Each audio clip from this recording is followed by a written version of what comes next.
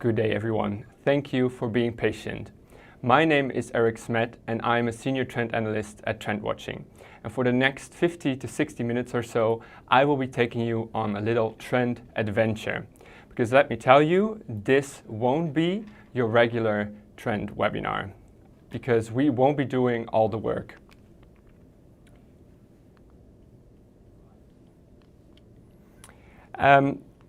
Through our promotions, we told you that this was that this was going to be your cheat sheet to run with 2020's most meaningful business opportunities, which is exactly what we're going to provide you with. This means that I will challenge you to think critically of the opportunities shared mean to your business specifically. So please ride along as we go and define what steps you can take today. So stick to the end, as we will provide you with an opportunity to have our analyst team join your ideation ranks. But before we dive into the future, let's for a second reflect on the past year for just one moment. Because we've had the emergence of the metaverse and Facebook launching Meta, or rebranding themselves as Meta, I should say. The release of the IPCC report, which basically told us that we're all screwed. And then there was global democratic unrest. Think the United States with the storming of the Capitol, the ongoing crisis in Afghanistan with the Taliban, and also the other crisis in the Gaza region. And the pink elephant, or the pink virus in the room, COVID, and the impending Omicron variant. But it wasn't all too bad. Let's reflect on a couple of positive happenings as well.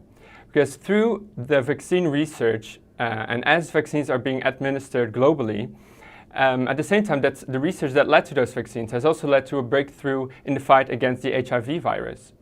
And a report in January revealed that for the first time ever, renewable energy, for the first time ever, generated more electricity than fossil fuels in Europe. Just indicating how quickly wind and solar energy are scaling up.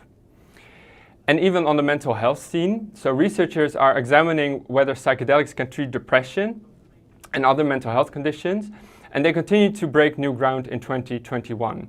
A trial launched out to find out more, and it concluded in November that, that the psychedelics had reduced depressive or led to reduced depressive symptoms in participants. More research is of course needed, but early data looks very encouraging. And even though even we can predict whether or if the pandemic will end, or when the next climate disaster will hit us, we can provide you with actionable insights and meaningful business opportunities that have arisen amid of all of this change, good or bad. Because even though it can sometimes appear as if the apocalypse is here, we prefer to practice apocalyptimism instead. Try saying that 10 times in a row.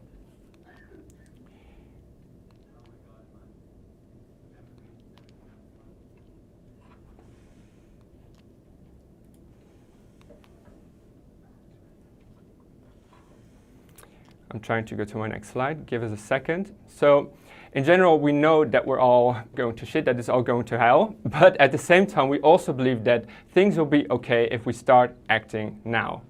And that is where you come in. So this is a look at our methodology, the way we like to think. So we keep track of basic human needs, which generally stay the same over time. They really don't change year to year or decade to decade. If you remember the Maslow pyramid, that one has stayed the same since it was developed basically by Maslow. But then the drivers of change, the bigger global forces that have an impact on these basic human needs, they create new types of expectations. They form a point of tension. And that is where you come in with innovations. And that is also exactly how we plot a course at TrendWatching. Because we look at the innovations that consumers are lavishing love and attention on today, and we use those to, as a hunch, as an initial idea for a new trend direction. So with that out of the way, I'm hoping that you are willing to embark on this trend adventure together with me, with us. Are you ready? So usually I would provide you with a trend overview at the beginning of a presentation, but I decided I wanted to tease you a little bit today and keep you guessing. So guessing is part of this webinar as well, because I would really like for you to be part of the trend adventure together with us.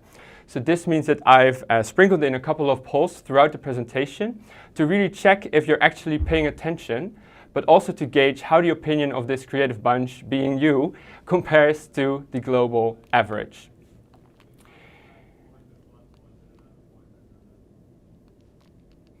So notebook ready, then I say let's take off.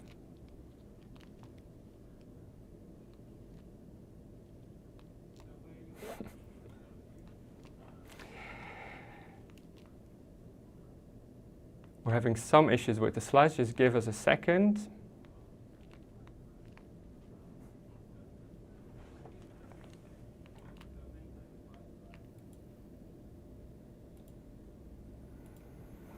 So even though the 1920s are often glamorized and seen as this fun-loving jazz age, it was belied by economic depression and also growing political extremism.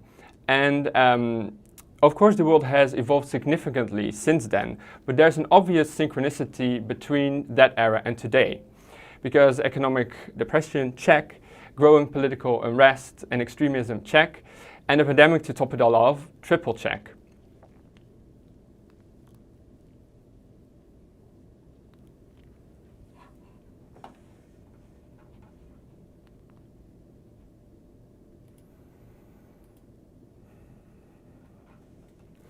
Because even 71% of consumers worldwide expect brands, sorry, I cannot read it. 77% of consumers worldwide expect brands to show support to people in times of crisis. And this leads me to our first poll. Just to test if you are paying attention, let's start with an easy one. So you put on the hat of trend researcher for a second and tell me what this trend is going to focus on. So I'm going to give you 4 options, which will present themselves in chat. So this trend centers on the topic of A, mental health, B, countering boredom, C, historical parallels, or D, fun.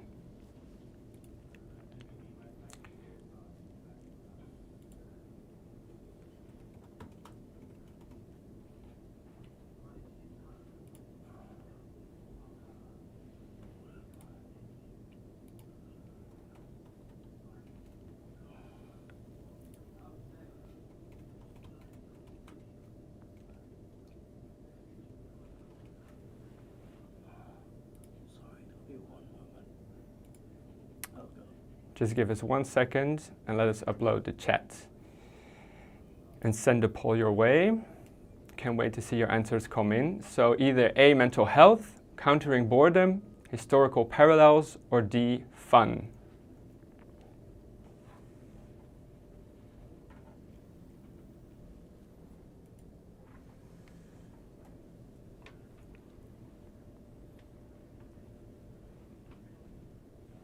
Let me have a look at the Quizmaster. Are the results coming in?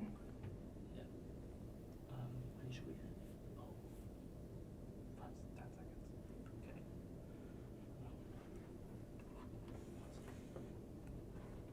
I'm just going to give you a few more seconds.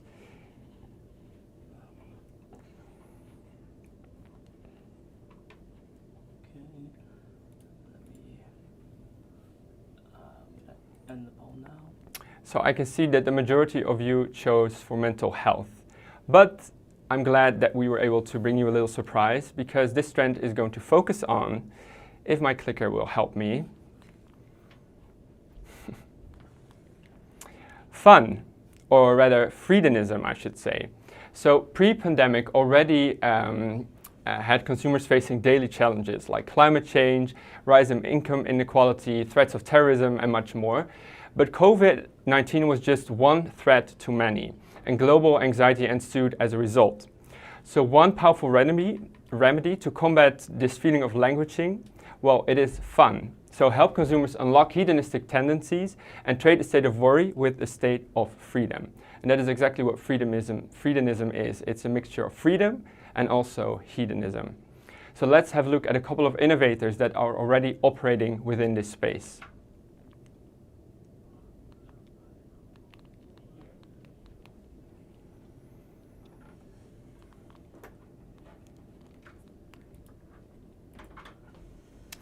So demonstrating that even the most mundane spots can foster a sense of Lego. The recently built Laundrette of Dreams in East London is free to enter, and it's vibrant and an interactive play space that was designed by designer Yinka Ilori using over 200,000 Lego bricks. So vending machines dispensed toys instead of soap, and visitors were invited to rebuild a giant mural wall.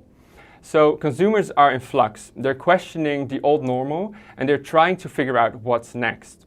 So pure frivolity is a serious part of that process, and helping people not only to loosen up, but also to see the world afresh is something that is welcomed with open arms. On to our second example of freedonism. So with public transport falling out of favor in the pandemic era, especially in Japan, the Shinki Bus is rethinking its vehicles as mobile real estate. So its first innovation is a bus converted into a wood-fired sauna, which is the Solace. With traditional wooden sauna benches and bus features like hanging straps and stop buttons. And now you just simply press those buttons and they add steam into the room. They're scheduled to start their service in February of this year. And I just want to challenge you to forget about hand sanitizers, because tomorrow's consumers need brands to help them blow off steam, quite literally actually. So pivot to provide relief and relaxation for the masses, not just the top 10%. And your brand may very well earn widespread acclaim and respect.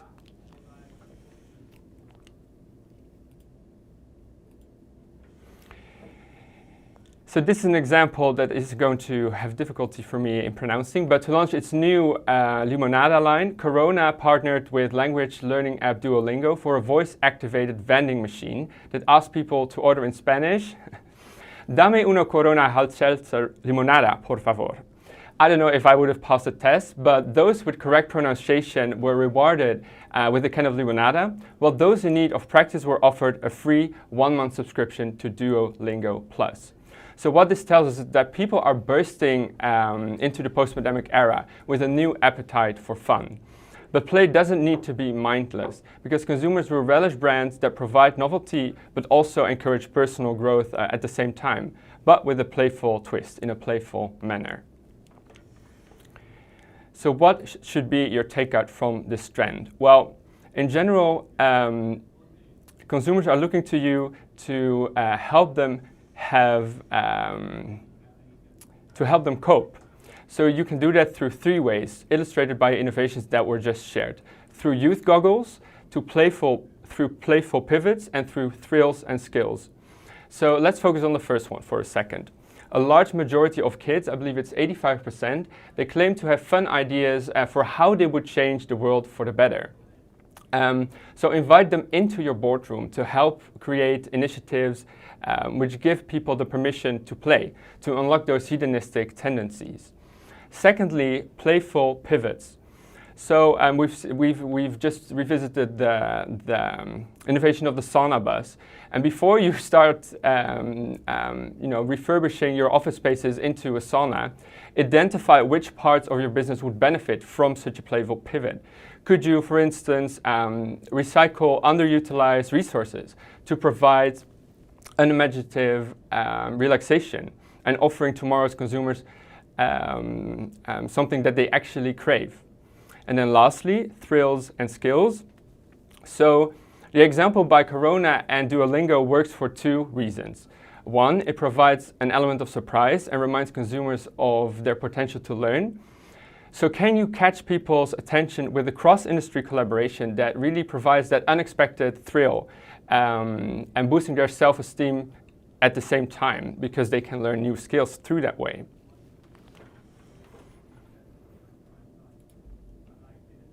Then moving on to our second topic. So, what do Peloton,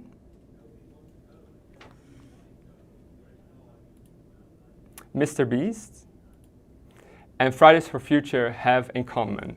You might say probably not that much, which would be correct, but what they do have in common is that each of them has managed to build a very strong community, a brand community surrounding their offering. But why are products, services, and creators that focus on creating a community so successful? Well, one of the main reasons is that 33% of adults globally feel lonely, while 41% report becoming lonelier over the course of the pandemic, and especially over the past 6 months. And on top of that, Gen Z globally feel that they aren't as close to their best friends anymore due to COVID, and this has led to a loneliness pandemic. And even before COVID lockdowns, loneliness and social anxiety were on the rise, in part due to an increase in social media usage and a decline in offline interactions. So the pandemic exacerbated our digital lifestyles and pushed traditional markers of success, such as a home, a family, and a stable job, further out of reach for a lot of people, especially the younger generations. So as consumers lurch into an uncertain future, forging meaningful online and IRL connections will become increasingly valuable. And this core human need for connection has always been there. But as I told you in the beginning, these drivers of change, these macroeconomic forces have an impact of how consumers or humans in general can fulfill these needs. So since roaming the savannas of Africa, humans have not just felt a desire, but a need to really cultivate social groups for survival in the beginning, but then also for connection and also recognition. So today, these groups come in the form of virtual and offline communities around shared interests, and whether it's the brand communities of Peloton, the fan community of YouTuber MrBeast, or activist movements like Fridays for Future, the best communities provide a safe space where people can really fulfill their need for social connection, but also support. And that leads us to our second trend, joining. Even as endlessly evolving technologies and platforms for digital encounters continue to reshape the way we connect with one another, more and more people around the world feel lonely and isolated. So consumers are really looking to brands to foster connections that are genuine, that are supportive, but also meaningful. Let's have a look at a couple of innovators that have already gone before you in this space. So this is an example by Douyin. So while TikTok allows people to feel close regardless of geographical location, the app's Chinese sibling called Douyin flipped the script to help consumers connect with those already living nearby, so really fostering that offline connection. So by shaking their phone, users can find others in the same city and add them to their friend list. A feature Douyin copied from their rival WeChat, we should say.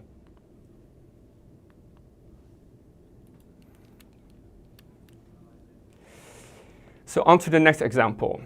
It was an innovation that had an invitation at the start of it, which read, "Sit here, and if you don't mind someone stopping you, say hello," both in Polish, Hebrew, and English, to help strangers connect with one another. In Krakow, in Poland, new benches. So Happy to Chat benches were brought to Poland by a marketing specialist at Fulco Systems, which built outdoor furniture and are sponsoring the initiative. So what's important to note here is that a third of the world's adults reported feeling lonely in 2021 alone, rising to 50% in some regions. So with loneliness being tied to depression and also cognitive decline, it's time for brands to start tackling this far more stealthy pandemic. And on to our third innovation. So through live online classes, Get Set Up encourages older adults to connect and engage with their peers. So the platform was designed to make it easy for anyone to teach or join a small class, interacting as they cook, dance, or learn to play the guitar. It was initially launched in India, but by now the Get Set Up initiative is used in over 160 plus countries. So the pandemic has really given rise to a new wave of typically older digital converts, many of whom are keen to seek out their virtual tribe. So having recognized its mental health benefits, I should say, everyone from local governments to healthcare providers has collaborated with Get Set Up. So now let's revisit how you can start acting on this joining megatrend today. So First off, the social express, which is linked to the doing innovation that we featured. So consumers are hungry for new experiences and connections, and that doesn't necessarily mean international adventures. So the more locally minded consumers of tomorrow will really want to connect with those in their immediate surroundings, albeit from the safety of a digital interface, which many prefer nowadays. And just a disclaimer, this opportunity isn't just for the tech giants. So how can you leverage your social media, your app, or your email list to spark new and close-to-home connections? And then secondly, lonely less. One of my favorite innovations, the Krakow Polish benches, inviting people to connect. So no matter how digitally connected we will become, the most powerful antidote to loneliness is an IRL human connection, which isn't so easy to find in today's busy and tech-saturated world. So can you nudge people out of their lockdown bubbles to help them connect in meaningful ways, always taking into consideration COVID restrictions, of course. And then last but not least, how you can start acting on this trend and help consumers connect is link and learn. So those consumers who have evaded your online engagement metrics before, now they are curious and they are listening. So prove that the internet can be a force for good by hooking them up with interactive and peer-to-peer learning initiatives. So we just established in our joining trend that the pandemic has really heightened the need for connection, which was part of the reason why digital transformation was put into overdrive. But it obviously wasn't the only reason. So safety fears were the key driver of e-commerce, on-demand, last-minute delivery options, and much more. But at the same time, the convenience that these new solutions offer will convert short-term change into a pandemic legacy.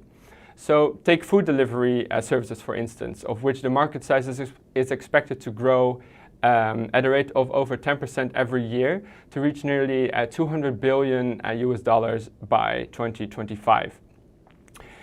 But at the same time, we know through statistics, many have reported on it before, that consumers are keen to absolve their social and eco-guilt. But it can be rather tricky because many won't want to give up on simplicity.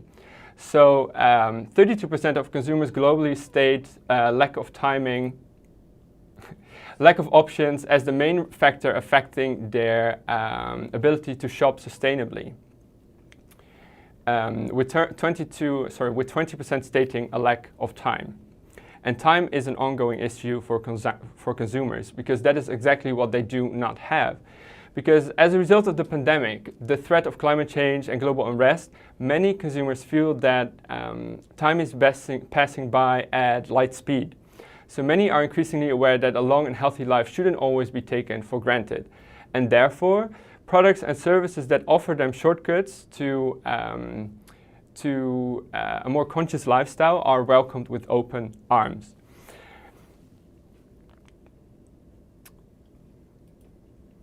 And it's not magic. Something's got to give. And that something or someone is most of the times you, the actual brands, because most innovators, or some innovators I should say, prove that conscious and convenience do go hand in hand. And that leads me to our second poll. So have a look out for the chat.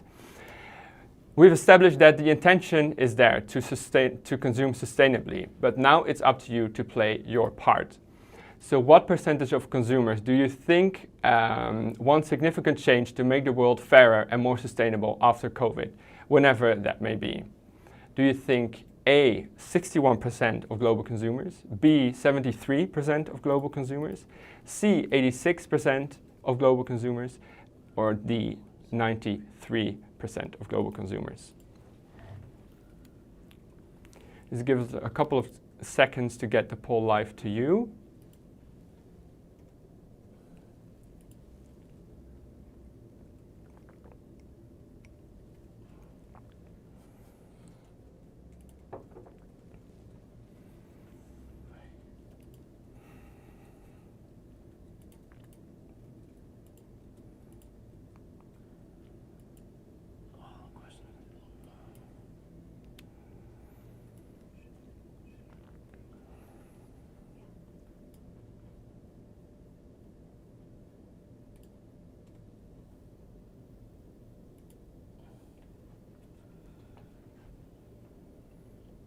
I'm looking at the Quizmaster to check if the question is now live.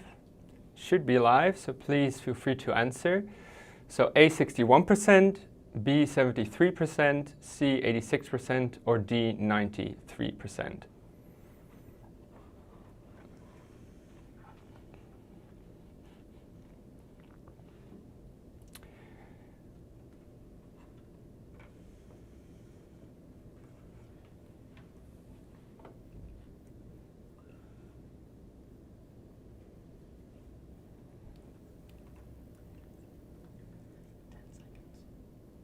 I'm just going to give you 10 more seconds, so please fill out your answers now.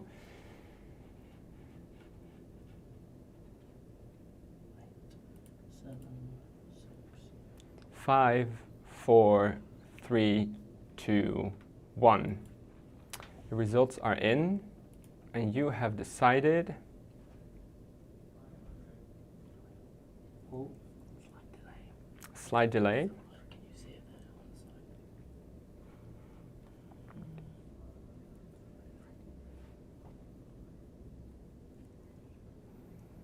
Almost the majority of you were right, because the correct answer was 86%. Just to indicate that the large majority of consumers will want to do better, but they need your help in getting there. And that leads us to our next trend, which is called Solace as a service. Because the impending purpose economy is really on a collision course with the demand for universal convenience. So instant anything often comes at an environmental and social cost. And for many conflicted consumers, there's a growing tension between purchase and purpose. So your call to action is soothe their struggle and offer convenience without culpability. Let's have a look at a couple of innovators that already went before you and showcase that it can be done. So this is an innovation by a French fashion brand, which I'm not going to attempt to pronounce. And their jeans, they come with a yo-yo guarantee. So to account for waistline fluctuations, each pair can be exchanged at a larger or smaller size within a year. So the returned jeans aren't just simply thrown away, but they are sold through their resale or comeback program, or upcycled into new garments by non-profits.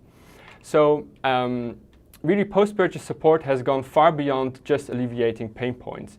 It's now also about encouraging consumers to build a long-term and sustainable relationship with the products that they buy from you. So ask consumers, does your current business model put unnecessary stress on people and planet? Oftentimes, the answer would be yes. And if so, what can you do to provide conscious convenience? Moving on to one of my favorite examples. So I'm not sure if everyone is aware, but streaming videos in Ultra HD generates over 8 times more emissions than standard definitions. So check the definition you're watching this live stream webinar at right now.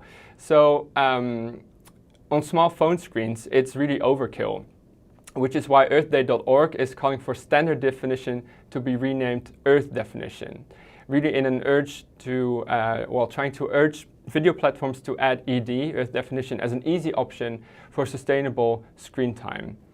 And as I mentioned previously, 1/3 of global consumers state lack of options as the main factor for not shopping sustainably.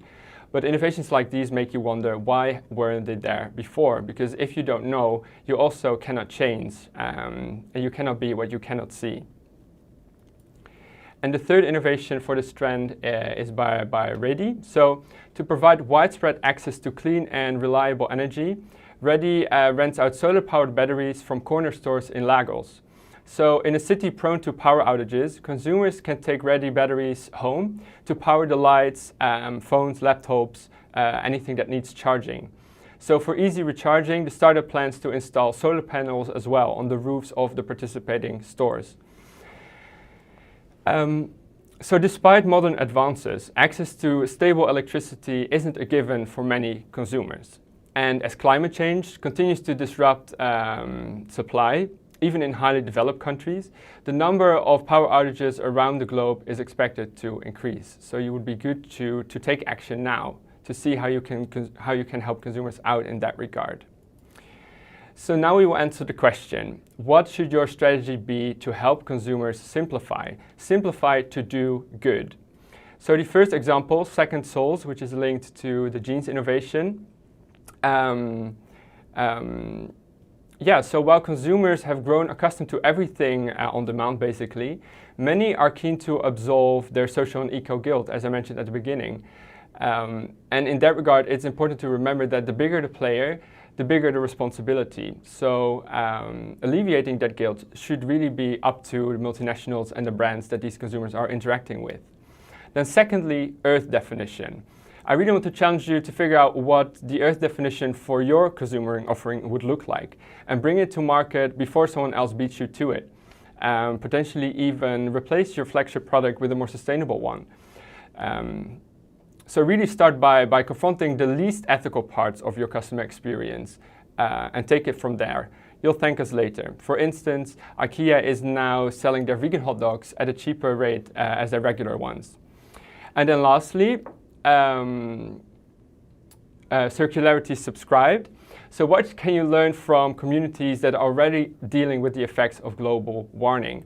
Can you apply those learnings to create convenient solutions to really ensure that consumers won't be caught out when the going gets tough? Because these power outages that are happening, they aren't just happening in the global south. They're increasingly starting to happen in the global north as well. So what can you do to learn from these communities that are already dealing with these issues in a sustainable and socially responsible way? So Solace as a service and its opportunities mostly center around making consumers' life easier while also making the world a better place. But that latter mission or goal can feel quite big and vast.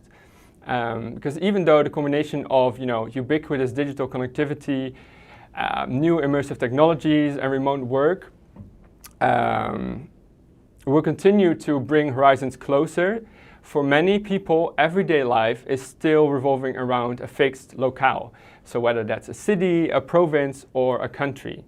So pandemic lockdowns really strengthened calls to improve these localities and make them more livable, more communal, and just healthier in general. And the ultimate goal would be to build towards resilience, communal resilience, stewardship, and also accessibility to make sure that their locale is available to everyone.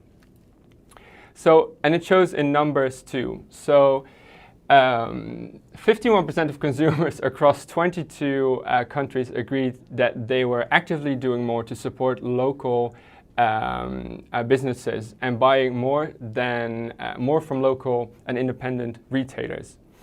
And it's not just because consumers want to support others, they want to support the planet too. So for conscious consumers that are looking to reduce their environmental footprint, shopping local is increasingly important. But shopping local doesn't just take care of the planet, because small businesses tend to reinvest in communities at a higher rate than chains. And on top of that, they create local jobs and provide products that are better suited to local needs. So consumers are engaged with local organizations, communities, because they want to make a positive impact, both socially and sustainably. But there's another main reason why consumers go local, and I'm curious to see whether your opinion is aligned with the global average. So we're going to skip to yet another poll. So do you think this is because of because they want to fight capitalism? Do you think they tend to shop local because it's easier? Because they believe these parties to be more trustworthy, or because the offering that they bring is healthier, whether it's for mental health or physical health? So why do consumers tend to increasingly go for local? Is it because they want to fight capitalism? Because it's simply easier? Because these local parties are more trustworthy? Or because they have better health benefits? Signing off to our quick quizmaster now to get the poll to you ASAP.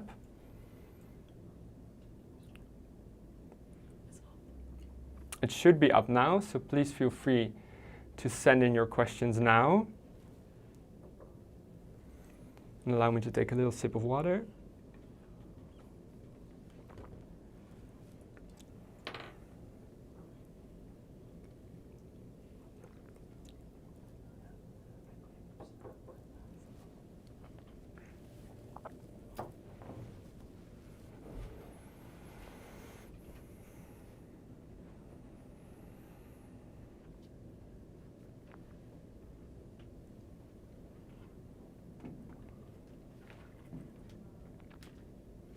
Just going to give you a few more moments.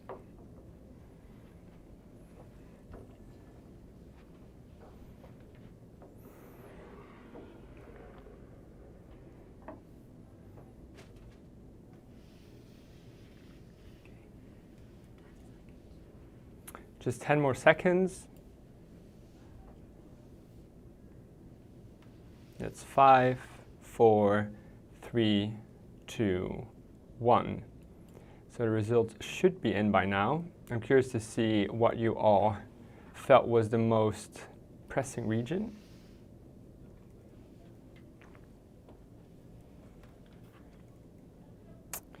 It seemed like you were correct. Trust indeed is a main factor. So 82% of people globally trust the people in their local community over CEOs and government leaders. So the celebration of place often focuses on authenticity, relevance, local pride, and also storytelling. And while consumers really appreciate brands that help them embrace place, they'll have particular affection for the brands that work to make those spaces better. Read more sustainable and more equitable. Let's go over a couple of innovators that have gone before you. So national politics may get the headlines, but resources are allocated and priorities are set in school boards and on city councils. So in a bid to make local government sexy, John Legend recently launched Human Level. So it's an organization that will help community leaders in areas that are disproportionately impacted by racism, institutionalized racism, to create long-lasting change. And you know, as the pandemic scoured the globe, trust in institutions, corporates, and even religious leaders wanes.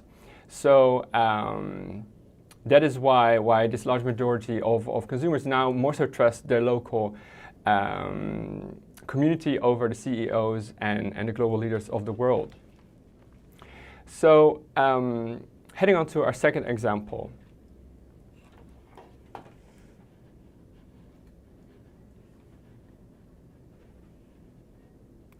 So after surveying consumers across the UK, Essex decided that the town of Retford was really due a pick-me-up. So in collaboration with Minded, they launched Uplifting Retford, which is an event, or was an event, to highlight the mental health benefits of exercise. So citizens were challenged to exercise for 20 minutes, logging how they felt before and then after, using the Mind's special Uplifter webpage, which is a feedbacking tool that uses a combination of self-reporting and facial recognition applications. So recent lockdowns really strengthened calls to improve the environmental and social fabric of cities. And consumers are doing their bit too. So a third of global consumers claim that their neighborhood banded together mid-pandemic. So can your brand make urban life better in more ways than just one? So for this example, or I should say for this strategy, the implications for you to really unravel how you can help consumers localize, let's focus on the opportunities behind each of the innovations that were just shared. So the first one, equity zone. So bridge this trust gap with initiatives, the trust gap between local communities and the larger governmental faces and CEOs of the world. So bridge this trust gap with initiatives that really empower local change makers. Because consumers will really expect brands to wait in front page issues. But to create measurable impact, it's crucial to support transformation at the grassroots level. And does your brand have the resources to really amplify those voices? And then the second opportunity, locally grounded. So whether your brand spans cities or nations, can you bring together small business owners and hands-on locals? And what resources can you provide them to help them thrive and really empower those local change makers? And then last but not least, Locale Morale. So we would like to challenge you to start with a community where your brand is already established. What are their needs? Do they align with your core values?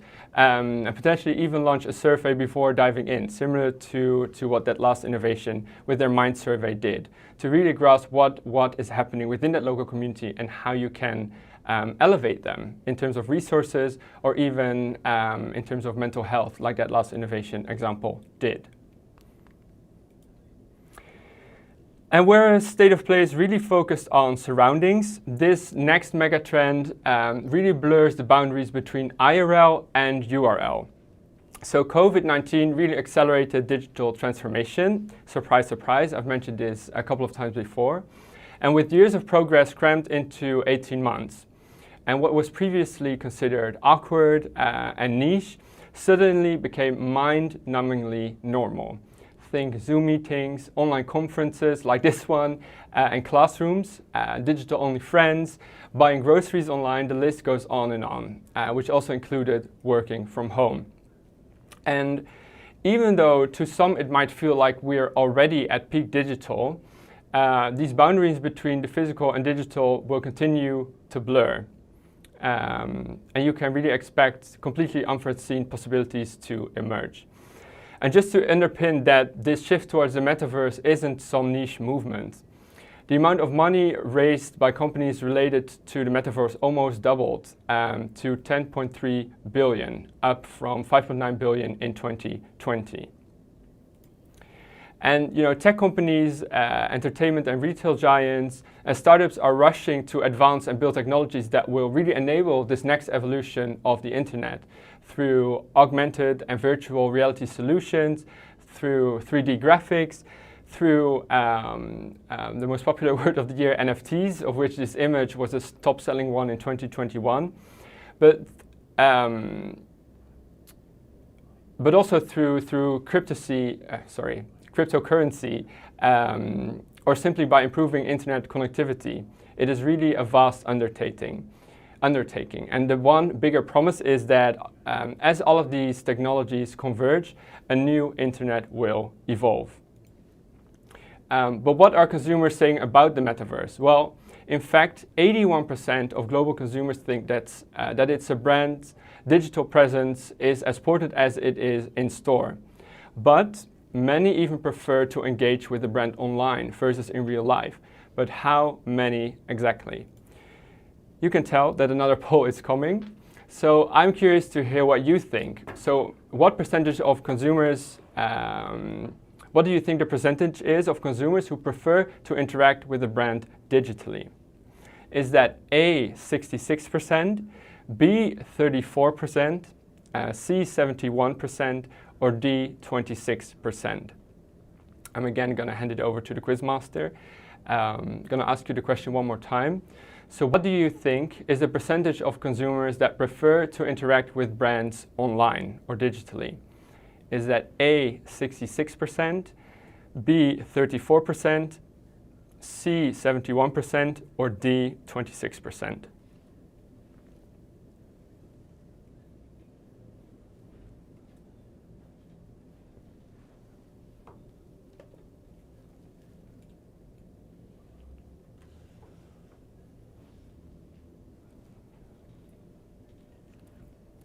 I'm just going to give you 10 more seconds to get your answers in. Very curious to see what you thought. And that's 5, 4, 3, 2, 1.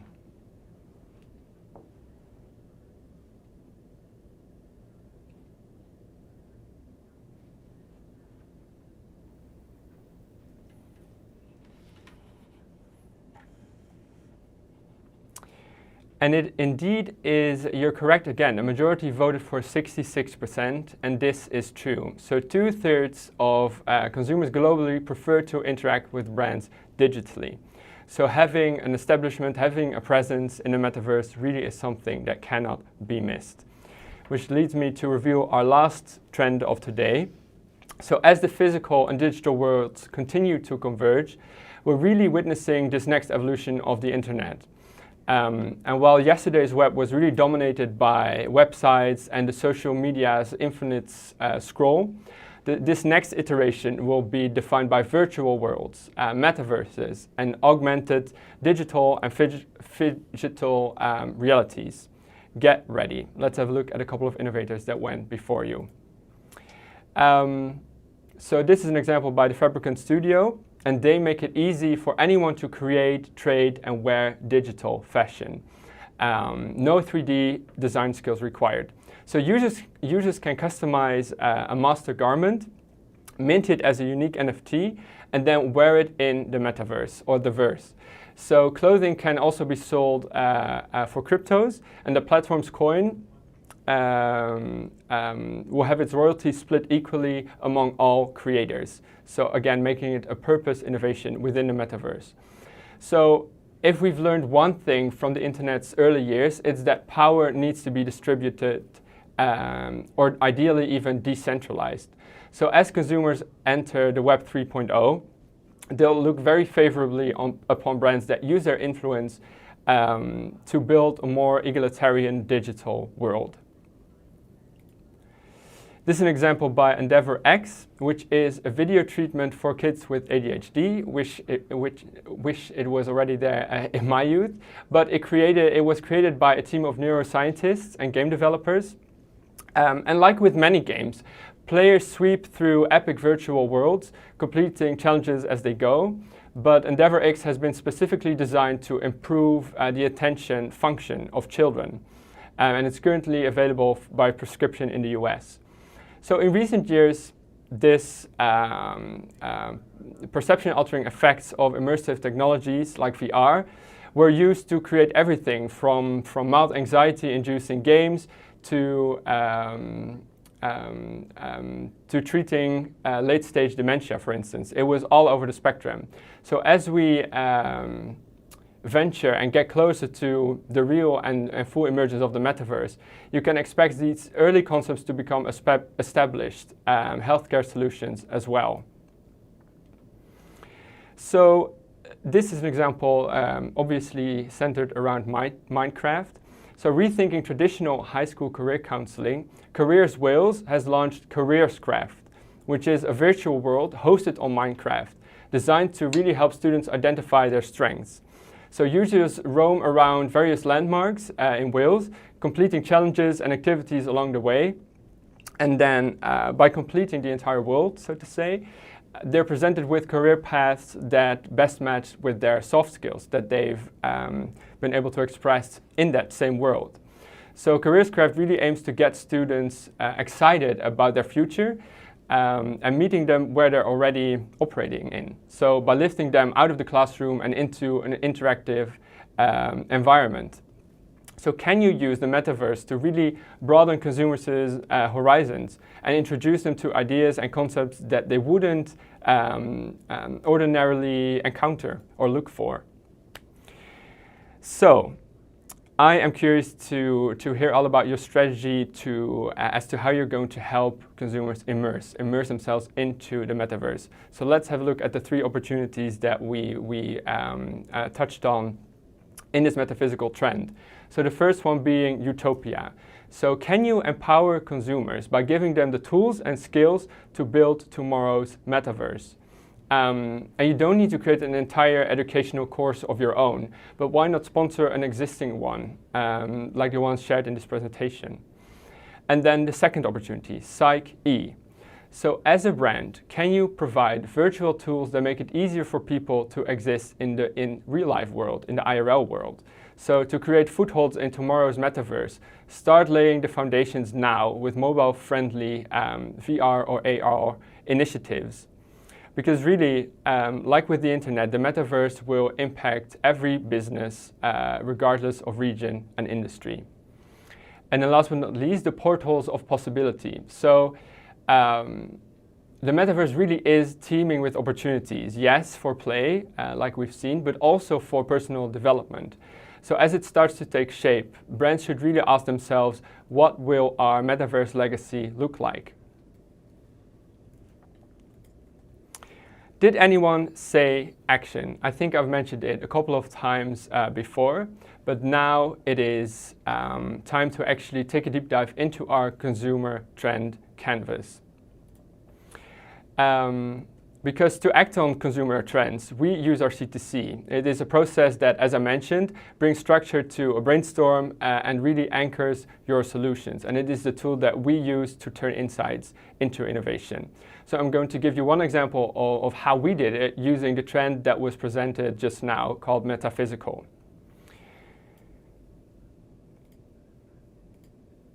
So when you start off on the canvas, you start off with depicting the things that inspired you to really showcase and get inspired by how businesses are already applying the trend that you're going to be dealing with, in this case metaphysical. So you can select the examples I shared with you today, but of course I would love it even more if you used examples that you can come up with of your own, things that you've encountered.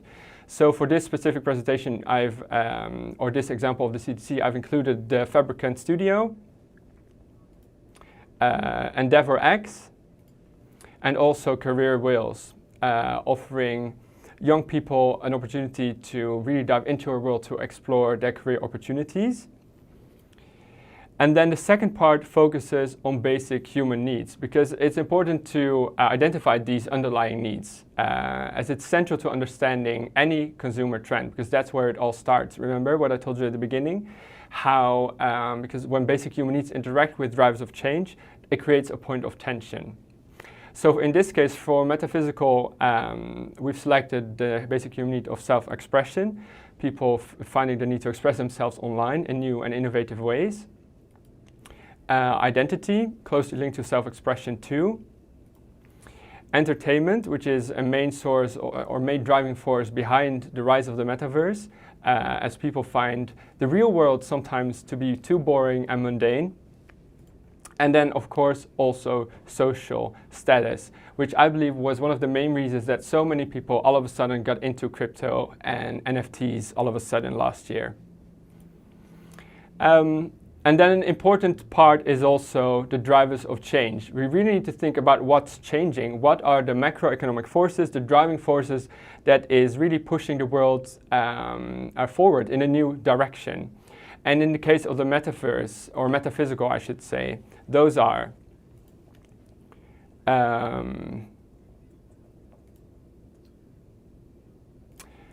let me first revisit, So drivers of change can be split into two separate sections, one being shifts and one being triggers. So shifts are the really long-term macro changes that are applying or playing out across years or even decades.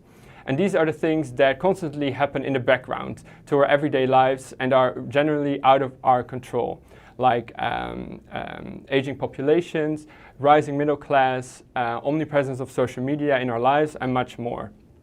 And then there's also triggers.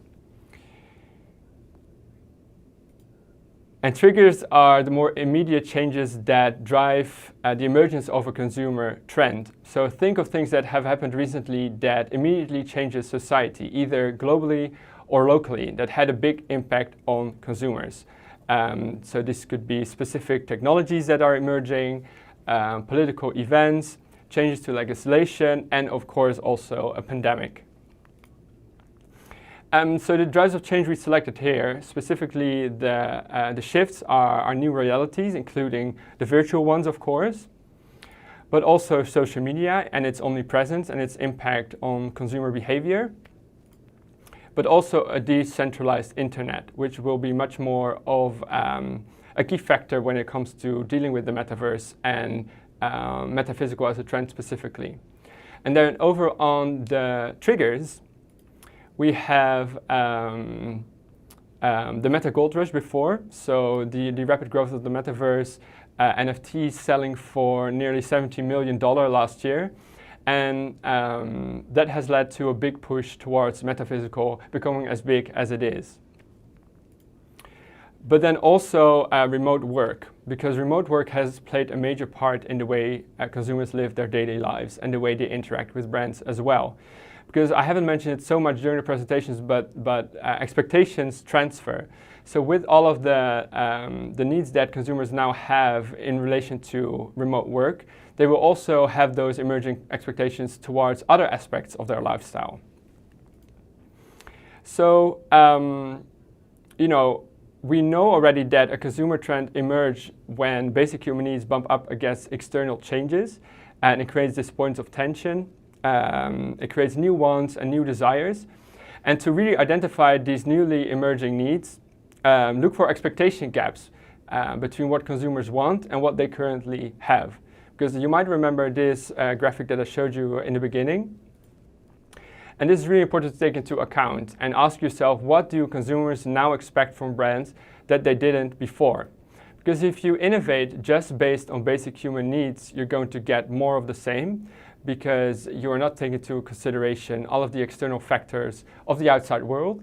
But if you innovate just based on drivers of change, then you get novelties, you get fads, because things don't really stick as they don't cater to these basic human needs. So taking both of these into account is really key when it comes to purpose-driven innovation, and innovation that is durable. So you need all these different elements to really hit that innovation sweet spot.